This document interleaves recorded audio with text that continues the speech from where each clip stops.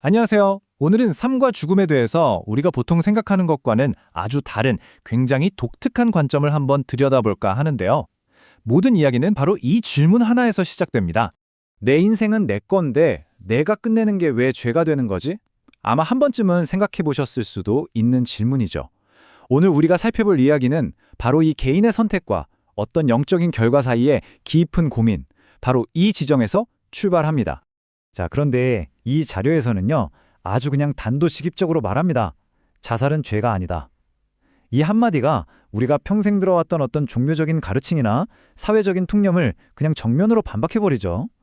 여기서부터 이야기가 아주 흥미로워집니다. 하지만 죄가 아니라고 해서 아무런 대가가 없는 건 아닙니다. 자료에서는 이게 죄는 아닐지 몰라도 그보다 훨씬 더 심오한 결과, 바로 희생이라는 걸 만들어낸다고 이야기해요. 이게 대체 무슨 소리일까요? 그러니까 원래대로라면 자기만의 잠재력을 다 펼치면서 온전한 삶을 살아야 하는데 그걸 중간에 멈춰버리면 그 존재는 스스로의 삶을 완성하는 대신에 다른 사람들에게 저렇게 되면 안 되는구나 하는 교훈을 주는 하나의 표본이 되어버린다는 겁니다. 말하자면 자기 인생을 희생해서 사회의 일종의 거름이 되는 셈이죠. 그러니까 이 관점에 따르면 우리 앞에는 딱 두 갈래 길이 있는 셈입니다. 한쪽은 자기 고유의 목적을 다 이루고 은총이라는 걸 받는 그런 완성된 삶. 그리고 다른 한쪽은 그 모든 기회를 스스로 버리고 다른 사람들을 위한 교훈, 즉 표본이 되는 중단된 삶이죠. 자, 여기서 이제 궁금해지죠? 만약 죄도 아니고 우리가 생각하는 그런 지옥에 가는 것도 아니라면 그럼 그렇게 삶을 마친 영혼들은 대체 어디로 가는 걸까요? 이 자료에서는 중천계라는 아주 특별한 개념을 이야기하는데요. 이게 우리가 흔히 생각하는 불이 활활 타오르는 그런 지옥과는 완전히 다른 개념이에요. 벌을 받는 곳이 아니라 그냥 아무 목적도 의미도 없이 머무르면서 기다리는 일종의 대기실 같은 공간이라는 거죠. 이 중천계의 특징을 조금 더 자세히 들여다보면요.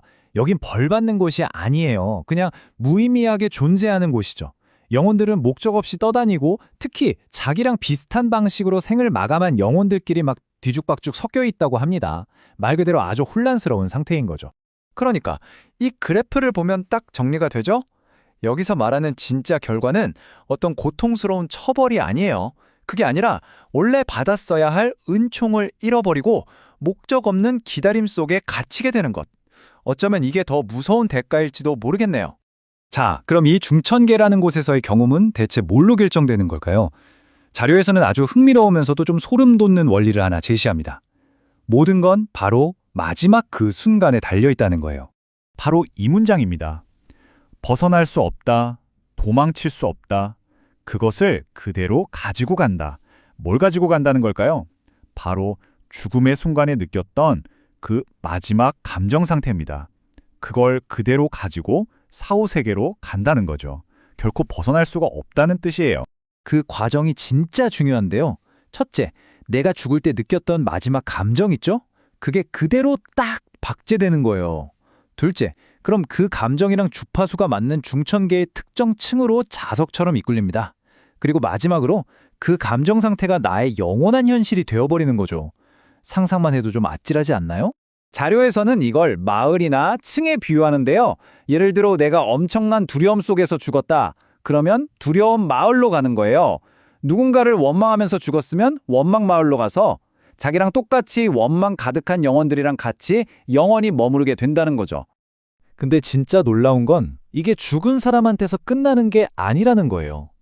이 감정의 메아리가 살아있는 가족한테까지 영향을 미칠 수 있다는 겁니다.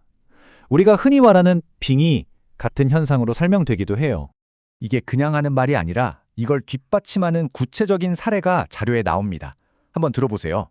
이질, 그러니까 아주 심한 설사병으로 돌아가신 한 친척이 있었는데 이분의 영혼이 어느 날 살아있는 가족에게 영향을 미치기 시작했을 때 아주 기이한 일이 벌어집니다. 바로 이거예요. 죽은 사람이 마지막으로 겪었던 그 육체적인 고통이 그 영혼이 접촉하자 살아있는 사람에게 그대로 재현되는 겁니다. 이건 죽음으로 고통이 끝나는 게 아니라 그 상태가 계속되고 심지어 다른 사람에게까지 영향을 줄 수 있다는 걸 보여주는 정말 충격적인 예시죠. 자, 지금까지 나온 이야기들을 쭉 한번 이어보면 이 자료가 진짜 하고 싶은 말이 뭔지 그 윤곽이 드러나기 시작합니다. 바로 삶의 고통에 대한 우리의 생각 자체를 완전히 뒤집는 내용이에요. 핵심은 이겁니다. 고통은 죽음으로 끝나지 않는다. 우리가 흔히 생각하잖아요. 죽으면 다 끝이야. 근데 이 관점에서는 그게 완전한 착각이라는 거죠. 그 고통은 사라지는 게 아니라 영혼에 그대로 새겨져서 사후세계로, 심지어는 다음 생의 출발점으로까지 이어진다는 겁니다. 그럼 어떡하라는 걸까요? 해결책은 뭘까요? 이 자료는 아주 명확한 방향을 제시합니다. 고통을 피하려고 삶을 멈추는 게 답이 아니라는 거죠. 오히려 살아있는 동안 더 의식적으로 즐겁고 기쁘고 행복하게 살려고 노력해야 한다는 겁니다. 그래야만 긍정적인 사후세계, 즉 천상계로 가는 유일한 길을 열 수 있다는 거예요. 오늘 이야기를 마무리하면서 여러분께 이 질문을 한번 드리고 싶습니다. 만약 여러분이 죽는 그 순간에 느끼는 감정이 여러분의 영원이 된다면 여러분은 오늘 하루 어떤 감정을 선택하시겠어요? 이건 단순히 죽음 이후의 이야기가 아니라 바로 지금 우리가 이 순간을 어떻게 살아가야 하는지에 대한 질문이 아닐까 싶습니다.